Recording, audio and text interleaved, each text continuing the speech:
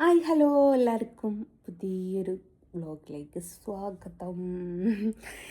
അതെ, എൻ്റെ ഒരു ഫ്രണ്ട് എന്ന് പറയുന്നതിൻ്റെ മുമ്പ് ഞാൻ വേറൊരു കാര്യം പറയട്ടെ. എനിക്കുള്ള സൗഹൃദങ്ങൾ ഒരു 99.9% ബസ്സിലെ പണിക്കാരുമായിട്ടാട്ടോ. ബസ്സിലെ പണിക്കാർ അല്ലെങ്കിൽ ഡ്രൈവർമാർ ഇവരൊക്കെ ആയിട്ടാട്ടോ എനിക്ക് കമ്പനി. അപ്പോൾ നിങ്ങൾ വിചാരിക്കും അരുണ് ബസ് പോകുന്നതല്ലേ, അപ്പോൾ അവൻ്റെ കെയർ ഓഫിലുള്ള പരിചയങ്ങളായിരിക്കും എന്ന് നിങ്ങൾ ചിന്തിക്കും. എന്നാൽ അതൊന്നല്ല കേട്ടോ. ഈ കുട്ടിക്കാലം തൊട്ടേ കേട്ട് വന്ന കഥകളൊക്കെ എന്ന് വെച്ചാൽ ബസ്സിലെ കഥകളായിരുന്നു.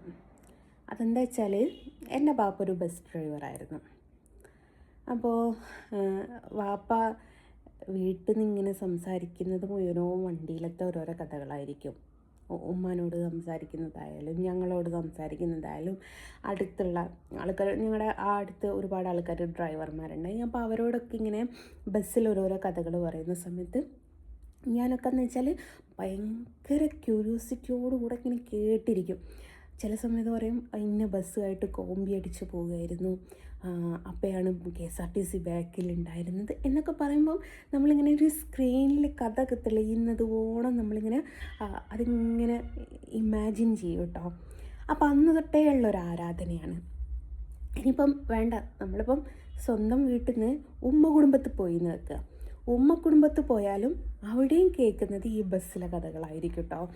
കാരണം എന്താ വെച്ചാൽ എൻ്റെ ഉമ്മയുടെ വാപ്പ ബസ്സിലെ ഡ്രൈവറാണ്.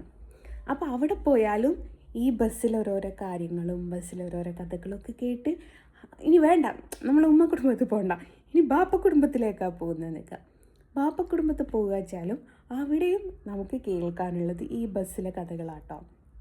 കാരണം എന്താ വെച്ചാൽ എൻ്റെ വാപ്പയുടെ വാപ്പയും ഡ്രൈവറാണ്, എൻ്റെ ഉമ്മയുടെ വാപ്പയും ഡ്രൈവറാണ്, എൻ്റെ വാപ്പയും ഡ്രൈവറാണ്. അപ്പോൾ ഇവരൊക്കെ ഈ ഒരു ഡ്രൈവർ ഫാമിലി ആയതുകൊണ്ട് ചില സമയത്തുണ്ടല്ലോ, ചില സമയത്ത് എന്നല്ല, നമ്മുടെ വീട്ടിലൊക്കെ ആരെങ്കിലും വരിക വെച്ചാൽ, വാപ്പയുടെ സുഹൃത്തുക്കളൊക്കെ ആരെങ്കിലും വരിക വെച്ചാൽ ഇവരിങ്ങനെ ബസ്സിലെ കഥ പറയുമ്പോൾ ഞാനൊക്കെ ഇങ്ങനെ അവിടെ ഇങ്ങനെ കേട്ട്, പണ്ടത്തെ എന്തോ മുത്തശ്ശി കഥകളുണ്ടല്ലോ അതേപോലെ ഇങ്ങനെ കേട്ടിരിക്കും കേട്ടോ. ബസ്സിൽ ഓരോരോ കാര്യങ്ങൾ പറയുന്നത് കേൾക്കുമ്പോൾ ഭയങ്കര ക്യൂരിയോസിറ്റി ആയത് അറിയാൻ. അപ്പോൾ ഇത് കേട്ട് കേട്ട് വളർന്ന് വന്നിട്ട് നമ്മുടെയൊക്കെ ജെനറ്റിക് എന്ന് പറയുന്നൊരു സംഭവം ഉണ്ടല്ലോ, അത് ഡ്രൈവർ ഫാമിലി ആയതുകൊണ്ടാണോ എന്ന് എനിക്കറിയില്ല, എനിക്ക് ഭയങ്കര പ്രാന്തായി ഡ്രൈവിങ് എന്ന് പറയുന്നത്. എൻ്റെ ഒരു സ്വപ്നം എന്ന് പറയുന്നത് ഒരു ദിവസമെങ്കിലും എന്താ പറയുക, ഒരു ബസ്സിലെ ഡ്രൈവറായിട്ട് ഡ്യൂട്ടി എടുക്കണമെന്നുള്ളതാണ്.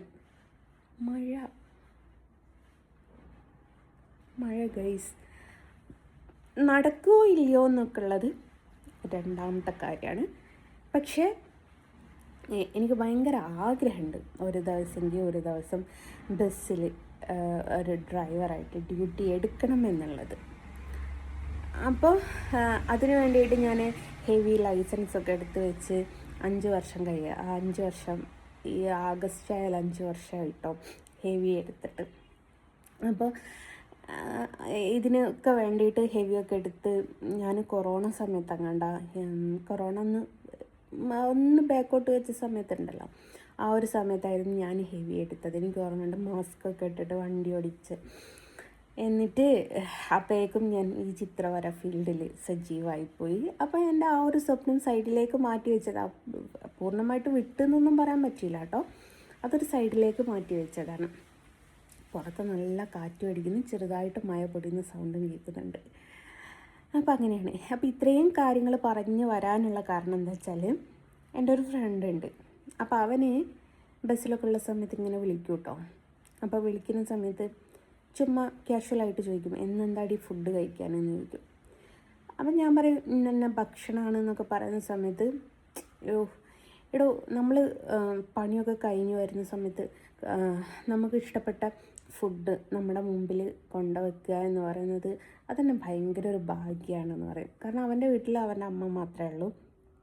അപ്പോൾ അമ്മ മാത്രമായതുകൊണ്ട് അവന് ഇങ്ങനെ കഷ്ടപ്പെടുത്താനൊന്നും നിൽക്കാറില്ല. എന്താണോ ഭക്ഷണം വെക്കുന്നത് അത് കഴിച്ചിട്ട് അവനും പോവാറാണ്.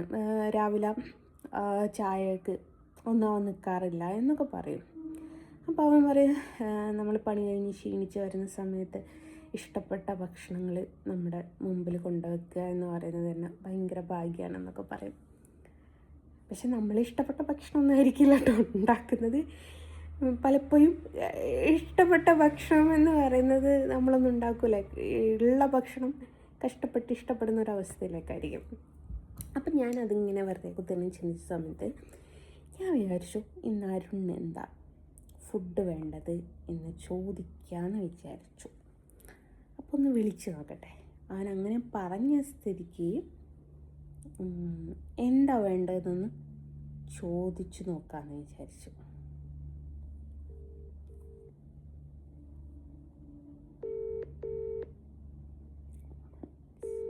ചിലപ്പോൾ എനിക്ക് ജീവിതത്തേക്കും വണ്ടി ഓടിക്കുമെങ്കിൽ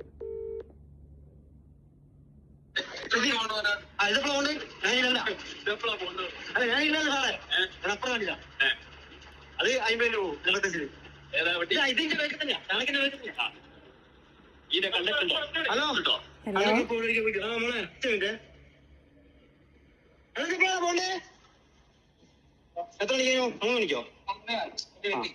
മുന്നേ വെക്കില്ല. 3 മണിയാ. 3:10. എത്ര മണിക്കാ? 3 മണി. ഇവിടുന്ന് അങ്ങോട്ട് പോകും. ഒറ്റ വെക്കല്. അരമണിക്കൂറിൽ കൂടുതൽ സാധനങ്ങളില്ല. ഹലോ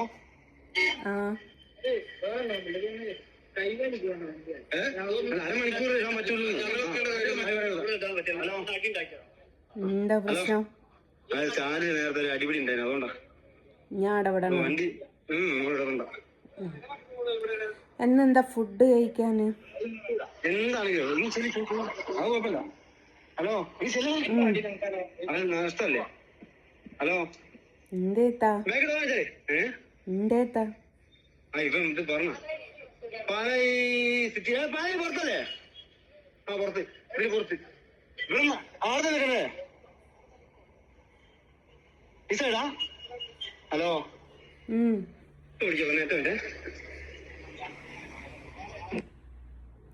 ആര് ശശിയായി? ഞാൻ ശശിയായി. അപ്പം എന്തായാലും കുഴപ്പമില്ല എന്ന് പറഞ്ഞിട്ടുണ്ട്.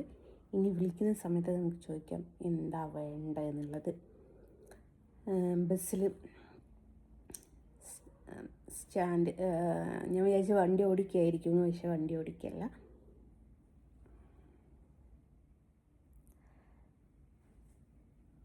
അപ്പം അങ്ങനെയാണ്. ഇങ്ങോട്ട് തിരിച്ച് വിളിക്കുന്നുണ്ടാവും. തിരിച്ച് വിളിക്കുന്ന സമയത്ത് ചോദിക്കാം എന്താ വേണ്ടതെന്ന്.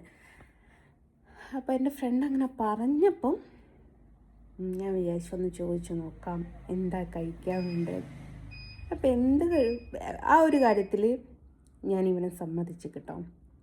നമ്മളിപ്പം ചമ്മന്തിയും ചോറും ആണെങ്കിലും ഇനിയിപ്പോൾ ഒന്നുമില്ല, ഒരു തൈരും ഒരു അച്ചാറും ഒരു ചമ്മന്തിയും മതി, ഒരു മുട്ട അങ്ങാണ്ട് പൊരിച്ചു കൊടുത്താലും മതി, കഴിച്ചോളും. ഇന്നത് വേണം ഇന്നത് വേണ്ട. തേങ്ങ അടിച്ച കറി മാത്രം പറ്റൂല.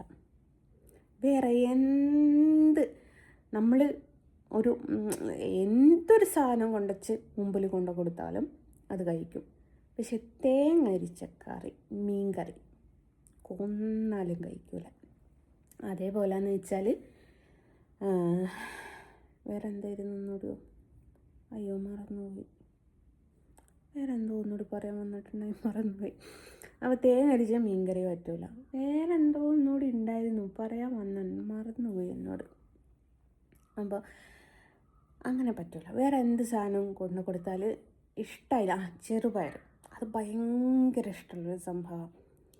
ഇഷ്ടമായിട്ടില്ലെങ്കിൽ ഇഷ്ടമല്ല എന്നൊന്നും പറയൂല. ഭക്ഷണം നമുക്ക് വിഷമാവുമല്ലോ എന്ന് കരുതിയിട്ട് ഇഷ്ടപ്പെട്ടതിന് അതിൽ കഴിക്കും. എന്നിട്ട് പിറ്റേന്ന് പറയും ഇന്നലത്തെ കറി വേണ്ടായിരുന്നു കേട്ടോ. എന്നത് എടുത്തു ചാടിയൊന്നും പറയൂല. ഞാൻ ഒച്ചിടുമെന്ന് വിചാരിച്ചിട്ട് പതിയെ പറയും ഇന്നലത്തെ കറി വേണ്ടായിരുന്നു കേട്ടോ, ഇന്നത് വെച്ചാൽ കൊള്ളാമായിരുന്നു കേട്ടോ എന്നൊക്കെ പറയും. അപ്പോൾ വിളിക്കുന്നു, ഒന്നുകൂടി വിളിച്ച് നോക്കാം. എനിക്ക് കിച്ചണിൽ കയറാൻ സമയമായി എന്ന് പറയാം. താങ്കൾ വിളിച്ച വ്യക്തി മറ്റൊരു കോളിലാണ്. ദയവായി ഹോൾഡ് ചെയ്യുക അല്ലെങ്കിൽ പിന്നീട് വിളിക്കുക. The person you have called is speaking to someone else. You can wait or call again later. आपने जिस व्यक्ति को कॉल किया है എന്താണോ ഒന്നുമില്ല ഒരു മൈലില്ല. ഹലോ ഹലോ, നമ്മളെ പറ. ആരോടാ? കേര ആര്? കേരനെ ഉണ്ണി അബി അബി നമ്മളല്ല അല്ല, എന്താ ഫുഡ് വേണ്ടേ? ഫുഡ് എന്തായാലും കുഴപ്പമില്ല ഞാൻ എന്നാലും എന്തായാലും കുഴപ്പമില്ല പിന്നെ എന്നാലും എന്തെങ്കിലും ഒന്ന് പറ. ഉണ്ടോ ചോറ് ചോറോ? ബിരിയാണിയാണോ? ബിരിയാണി ബിരിയാണി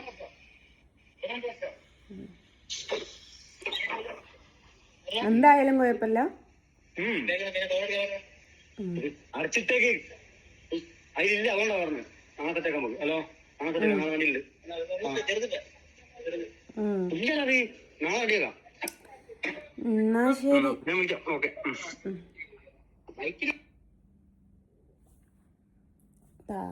തിരക്ക്. ഒരു 10 മിനിറ്റ് വർത്തമാനം പറയാൻ പോലും സമയമില്ല. കോഴിക്കോട് ജില്ലാ കളക്ടറാണെന്നാ ചിന്ത. അപ്പോൾ എന്തായാലും കുഴപ്പമില്ല എന്നാണ് എനിക്കപ്പം ഞാൻ വിചാരിച്ചു ചെറിയൊരു ബിരിയാണി, തട്ടിക്കൂട്ട് ബിരിയാണി വെച്ചാലോ എന്ന്.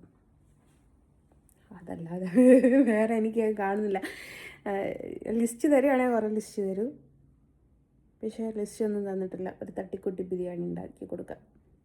ഓക്കെ, ഇപ്പം ബിരിയാണി വെച്ചിട്ട് എന്താ എക്സ്പ്രഷനെന്ന് നോക്കിയിട്ട് പറയാം കേട്ടോ. അപ്പോൾ എല്ലാവരോടും ബൈ പറഞ്ഞിട്ട് ബൈ ഫ്രം